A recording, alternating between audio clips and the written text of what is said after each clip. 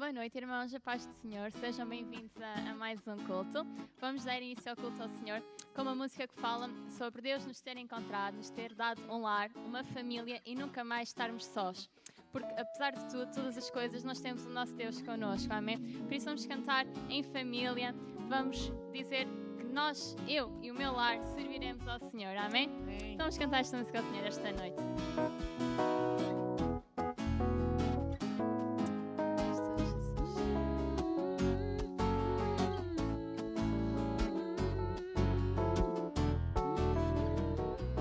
Quanto a mim, Deus encontrou-me.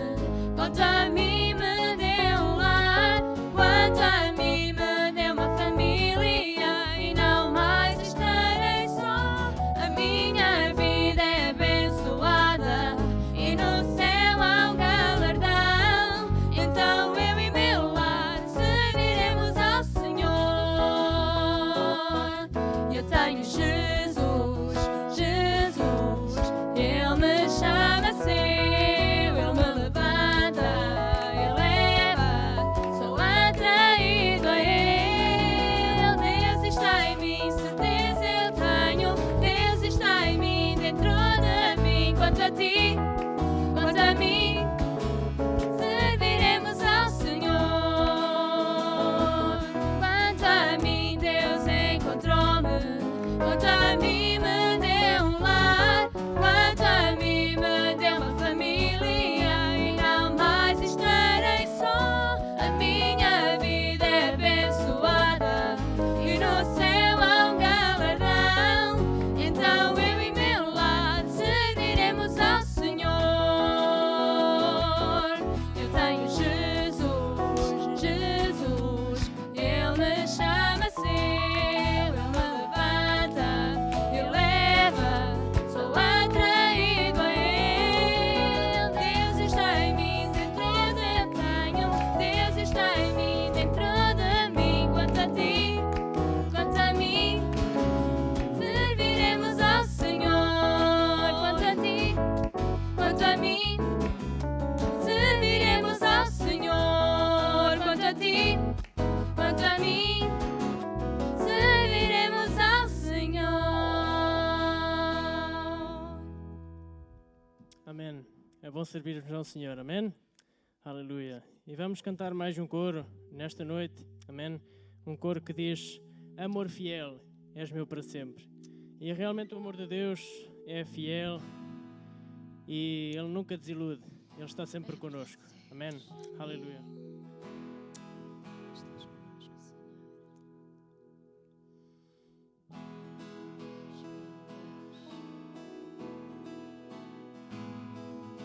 Amém. Glória a ti, Jesus. Aleluia. Amor fiel, és meu para sempre por causa da tua amor.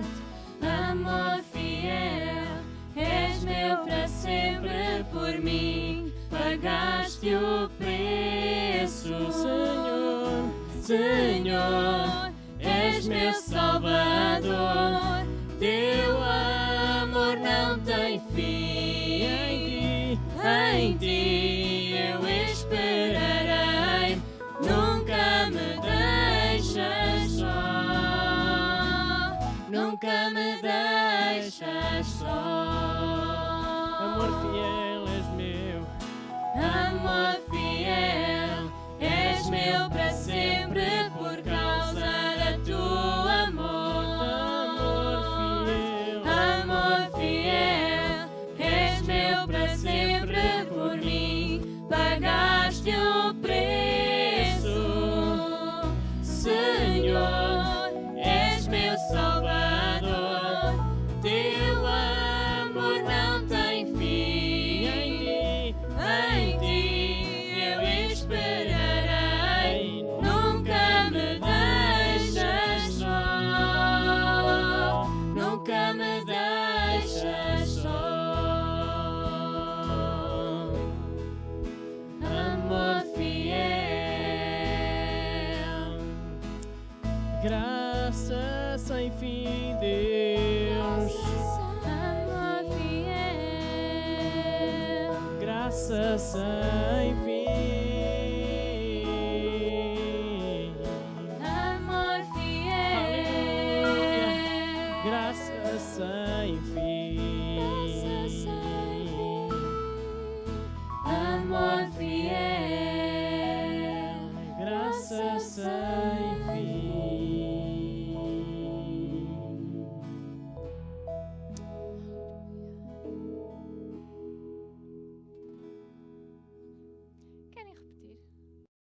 Olá, irmãos, paz do Senhor, boa noite, de novo convosco, mais uma vez, para meditarmos na palavra do Senhor. Olá também a todas as pessoas que já nos estão, que habitualmente nos ouvem, que Deus vos abençoe. E nesta noite vamos fazer mais uma meditação na palavra do Senhor, pois a palavra de Deus, ela é alimento para nós e ela é luz para o nosso caminho e precisamos dela a cada dia para vencermos as lutas, as tribulações, ficarmos firmes. E gostaria de ler no Salmo 23, o salmo mais conhecido da Bíblia, apenas o versículo 1, que diz o seguinte: O Senhor é o meu pastor, nada me faltará. O Senhor é o meu pastor, nada me faltará. O rei David, quando escreveu este salmo, ele sabia bem o que era ser pastor. Ele tinha bem a noção do que era cuidar de ovelhas, pois ele fez esse trabalho, cuidava das ovelhas no campo, ele defendia o rebanho, bem a sério. Jesus também falou acerca da questão do pastor, no Evangelho de João, no capítulo 10, versículo 11, Jesus fez esta declaração: Eu sou o bom pastor, e o bom pastor dá a sua vida pelas ovelhas. Pastor é aquele que cuida, é aquele que protege, é aquele que alimenta, que guia, que providencia. Esta afirmação prova que o seu amor é incomparável. No capítulo 15, versículo 13, Jesus disse, uma afirmação também extraordinária acerca preferida por Jesus: ninguém tem maior amor do que este, de dar a alguém a sua vida pelos seus amigos. E Jesus veio fazer isso. Ele veio a este mundo para dar a sua vida por nós, para nos preparar o plano de redenção e para também conceder-nos a vida eterna. O Senhor Jesus disse: Eu vim para que tenham vida, e vida com abundância. Ele é o sumo pastor, é chamado o sumo pastor, o supremo pastor, o bom pastor, aquele que dá a sua vida pelas ovelhas, aquele que cuida, que alimenta, que sustenta, que provê. Esta metáfora de Jesus como o bom pastor corrobora a declaração de Davi no Salmo 23. Então, se o Senhor é o meu pastor, eu posso depositar nele toda a confiança e descansar de forma incondicional, porque ele é ilimitado no seu poder e na sua provisão. Portanto, perante as mais adversas e inimagináveis circunstâncias, se tudo falhar, se tudo faltar, se tudo colapsar, ele nunca falhará, ele permanecerá firme e fiel à sua palavra. Portanto, a sua palavra nunca cairá por terra.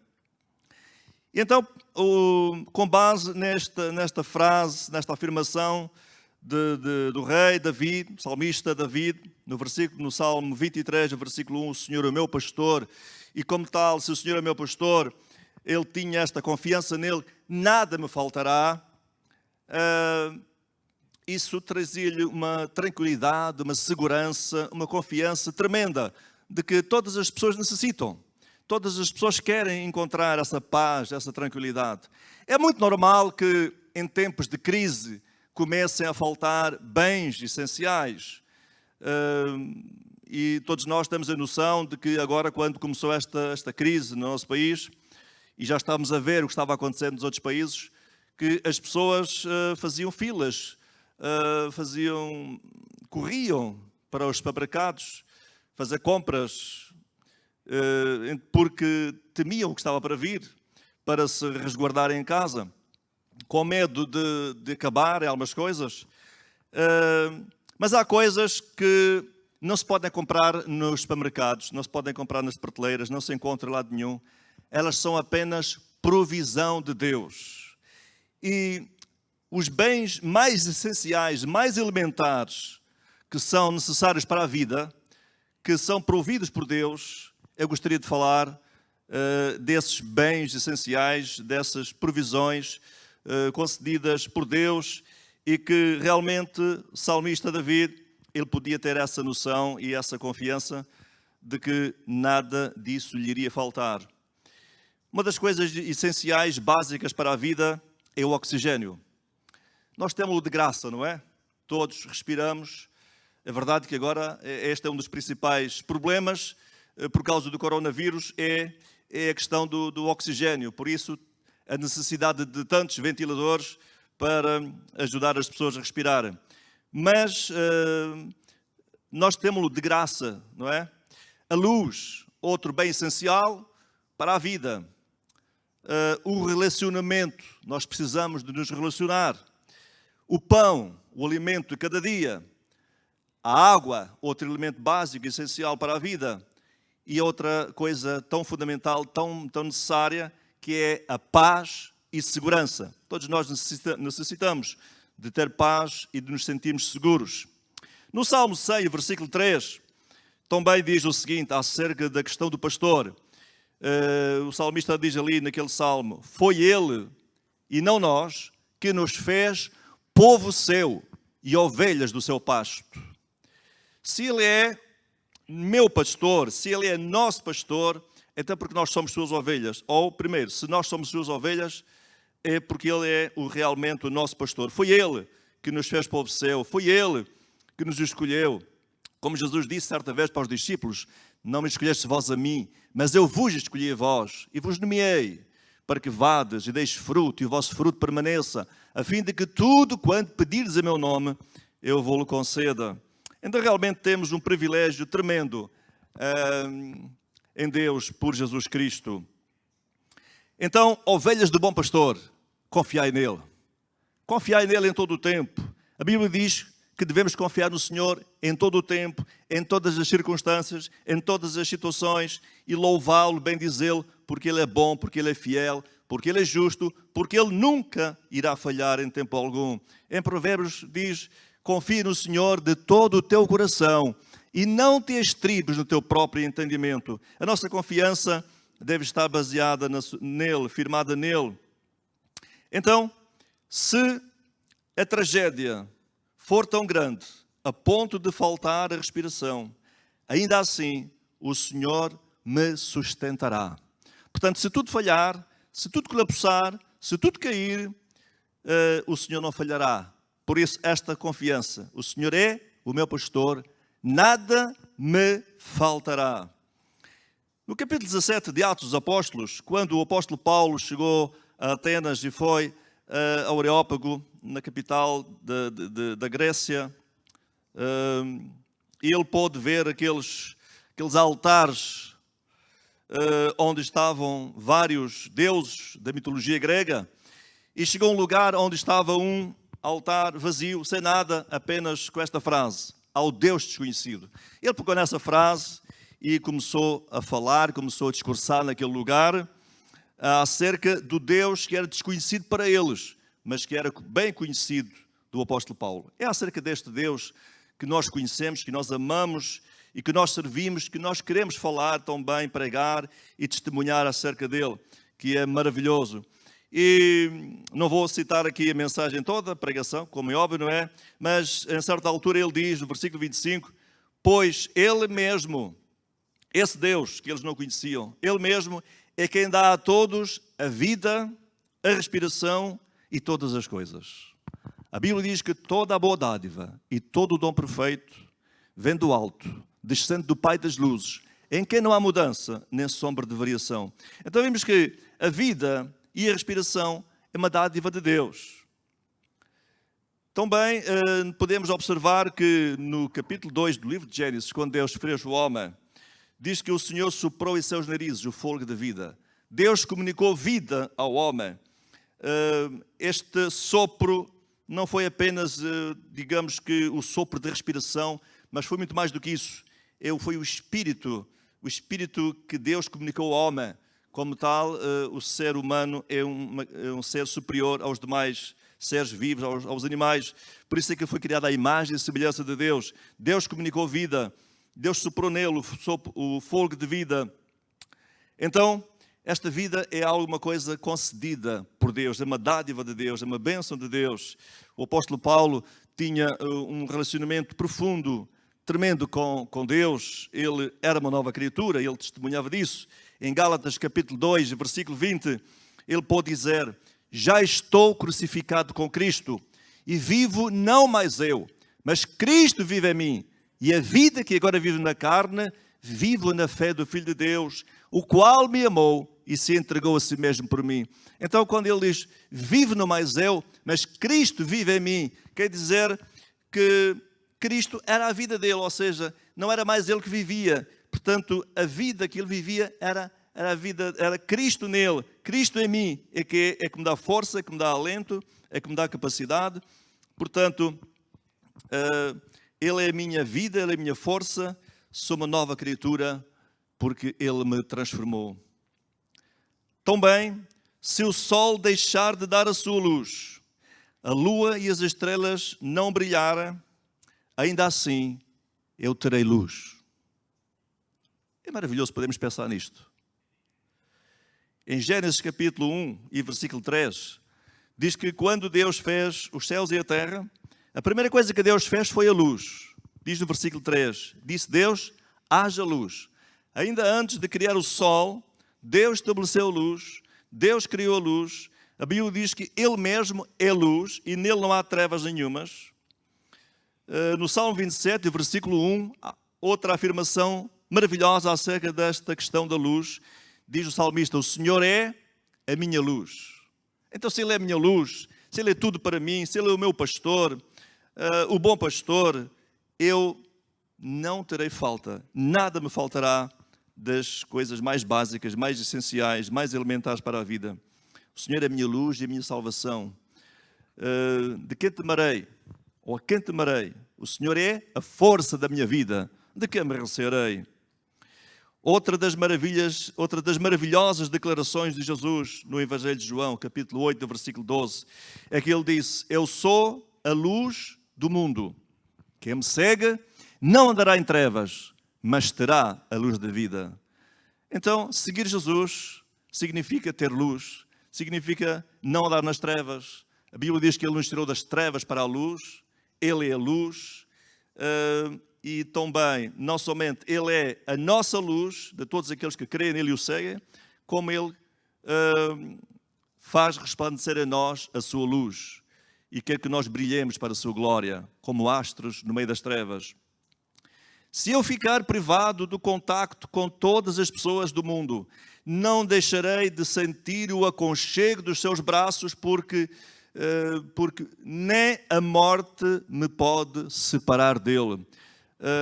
Esta é uma situação que nós já temos visto, imagens que têm-nos chocado até, filhos que querem abraçar os pais e não podem, pessoas que perdem os seus familiares, nem se podem despedir deles, têm que estar à distância, não se podem aproximar, tem que haver um distanciamento. A palavra de ordem é não tocar, é afastar, é isolamento, o não chegar próximo, mas com Deus não há esse problema. Nós só temos a ganhar em todas as situações, por mais problemas que nós possamos ter. Ainda que possamos ter todas as doenças infecciosas, ainda que possamos ter todos os vírus, isso nós não vamos transmitir a Ele. E se tocarmos nele pela fé, podemos ser curados de todos esses problemas, de todos esses vírus, porque Ele é o Todo-Poderoso. Ele está acima de todas as coisas. Em Romanos capítulo 8, diz, quem nos separará do amor de Cristo? Nada. Nem as tribulações, nem as lutas, nem a fome, nem o perigo, nem a nudez, nem a espada. No capítulo 41 do livro de Isaías, outra afirmação maravilhosa que nos consola, que nos anima, desta questão de nós podermos tocar nele em todo o tempo, em todas as situações em que ele se chega para nós, independentemente da condição em que nós possamos estar. E o Senhor diz, porque eu, o Senhor teu Deus, te tomo pela tua mão direita e te digo, não temas que eu te ajudo. Eu, o Senhor teu Deus, te tomo, eu te seguro pela tua mão num tempo em que nós não podemos nos cumprimentar, não podemos tocar uns nos outros, não é um simples aperto de mão, estamos proibidos de fazer isso para nos protegermos, mas o Senhor diz que Ele segura a nossa mão, Ele nos toma pela nossa mão direita, Ele nos segura e Ele nos diz: não temas, que eu te ajudo. Meu amigo, meu irmão, segura na mão de Deus e deixa Ele te segurar, deixa ser Ele te segurar, porque se Ele nos segurar, jamais iremos cair, jamais iremos falhar, jamais iremos errar. Um certo leproso, diz a Bíblia, que portador de uma doença contagiosa, como era a lepra, não é? E sem cura naquela época, foi tocado por Jesus e diz que a lepra desapareceu. As pessoas que observaram, que viram Jesus tocar naquele homem, ficaram até arrepiados, até cheios de temor e espantados. Mas o facto é que a lepra desapareceu.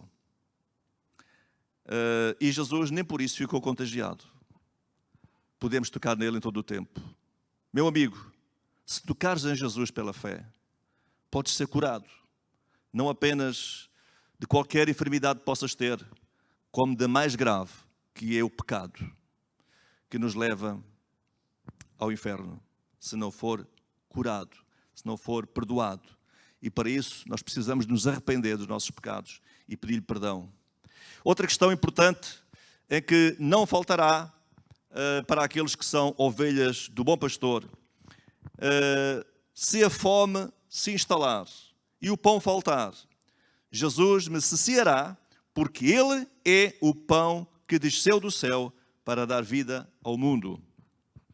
É normal que em tempos de crise, e principalmente quando as crises se prolongam, faltar os bens essenciais, como eu já referi, e um deles é o alimento, a comida, mas a Bíblia nos mostra que Jesus, não somente Ele mesmo é o alimento, Ele é o pão que desceu do céu, mas Ele também provê o pão, o sustento físico para o nosso corpo. Em João capítulo 6 e versículo 51, Jesus fala disto. Ele diz: eu sou o pão vivo que desceu do céu. Se alguém comer desse pão, viverá para sempre. Este é um pão que muitos ainda não provaram, que muitos precisam de provar, porque este pão somente é Ele, Jesus. Não há outro pão em que se possa dizer que dá vida ao mundo e que desceu do céu. Só Jesus é que é realmente o pão da vida. No deserto, quando o povo de Israel andava pelo deserto, Deus alimentou o seu povo durante 40 anos, sustentou o seu povo com o maná, o pão que desceu do céu. No deserto também, Jesus alimentou a multidão de quase 5.000 homens, com 5 pães e 2 peixes. Ele operou um milagre, e todos comeram, e ainda subjou. No deserto. É no deserto que Deus nos dá a oportunidade de vermos a maior realização do seu poder, dos seus milagres. Porque é no deserto onde tudo falta, onde tudo escasseia. Porque quando nós temos tudo em abundância, parece que não há necessidade de vermos os milagres de Deus acontecerem. Agora, se nos faltam médicos, se nos faltam recursos de toda a ordem e feitio, então podemos ver Deus operar em todas as áreas da nossa vida, das nossas necessidades. Elias foi alimentado pelos corvos, os quais lhe levavam pão e carne no tempo de crise.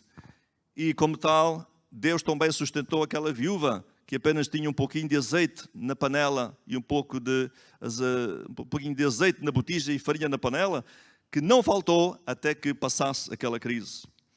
Também se as fontes secarem e os rios se tornarem em desertos, Jesus, o bom pastor, é a fonte de água, ou fonte da água viva, que nunca secará. Em João capítulo 4 e versículo 14, Jesus disse para a mulher samaritana: aquele que beber desta água tornará a ter sede, mas aquele que beber da água que eu lhe der, nunca terá sede. Jesus afirmou de outra vez, noutra ocasião, perante uma multidão: se alguém tem sede, que venha a mim e beba. Há muitas pessoas com sede, há muitas pessoas tentando saciar-se em fontes de águas turvas, correndo de um lado para o outro, procurando beber a água que não sacia. Mas Jesus tem a água da vida, porque Ele é a fonte da água viva que nos pode saciar. Ainda que todas as fontes se sequem, esta fonte jamais secará. Jesus é a rocha da nossa salvação. O povo no deserto bebeu água que saiu da rocha. E a Bíblia diz que Jesus, quando estava na cruz, um soldado furou ao seu lado com uma lança. E diz a palavra de Deus que saiu sangue e água. O sangue de Cristo que foi derramado por nós para a remissão dos nossos pecados, que nos limpa e nos purifica de todo o pecado. E a água, símbolo do Espírito Santo, que nos sacia, que nos unge, que nos enche, que nos consola, que nos fortalece, que nos transforma, que nos modifica. Nós precisamos destes elementos na nossa vida. E para terminar, se a guerra se levantar contra mim, ainda assim eu terei paz. Não faltará a paz, porque o Senhor é o meu pastor e nada me faltará. No segundo livro de Crônicas, certa ocasião, veio um exército, ou mais do que um exército, contra o rei Josafá, o qual ficou temeroso e convocou o povo para orar e para jejuar, porque ele achou que não tinha capacidade, o seu exército não tinha capacidade para enfrentar aquele exército inimigo. Então ele convocou o povo para orar. Esta é a melhor arma que nós podemos recorrer para enfrentar o inimigo, é a oração. E em certa altura, na sua oração, no versículo 12, ele diz ao Senhor: em nós não há força e não sabemos o que devemos de fazer. Portanto, ele sentia-se sem força e sem saber o que fazer. Mas uma coisa ele disse, e que todos nós precisamos de fazer, muito especial em tempos de crise. Ele disse: porém, os nossos olhos estão postos em ti. Ó Senhor, nós não sabemos o que devemos de fazer, não há forças em nós, este exército é poderoso, por isso, Senhor, os nossos olhos estão postos em ti. Meu amigo, meu irmão, onde tens colocado o teu olhar? Onde tens focado o teu olhar? Olha para Jesus. Porque olhando para Ele, nós desviamos o nosso olhar, o nosso foco dos problemas, das dificuldades, das lutas, das tribulações. Olhando para Jesus, aquele que já venceu, nós com Ele somos mais do que vencedores. E termino citando Hebreus capítulo 12 e versículos 1 e 2, que diz: portanto nós também, pois que estamos rodeados de uma tão grande nuvem de testemunhas, deixemos todo o embaraço e o pecado que tão de perto nos rodeia e corramos com paciência a carreira que nos está proposta, olhando para Jesus, autor e consumador da fé, o qual, pelo gozo que lhe estava proposto, suportou a cruz, desprezando a afronta, e assentou-se à destra do trono de Deus. Portanto, olhando para Jesus, é para Ele que nós precisamos de olhar. A Bíblia diz: olhai para mim e sereis salvos, vós, todos os termos da terra. Que Deus ricamente vos abençoe, e aqueles que já são ovelhas do bom pastor possam descansar nele, e aqueles que ainda não são possam se chegar para Ele, porque Ele é um pastor que está sempre disposto a juntar o seu rebanho, outros para serem ovelhas também. Queira ser também uma ovelha do bom pastor, e então poderá desfrutar desta paz, desta certeza, desta convicção, desta confiança que somente nele nós podemos ter. Que Deus ricamente vos abençoe, e vou terminar fazendo uma oração, pedindo a Deus que console, que anime e que abençoe a nossa nação e que continue a abençoar e fortalecer todos aqueles que estão na luta contra esta pandemia que tem tanto nos transtornado.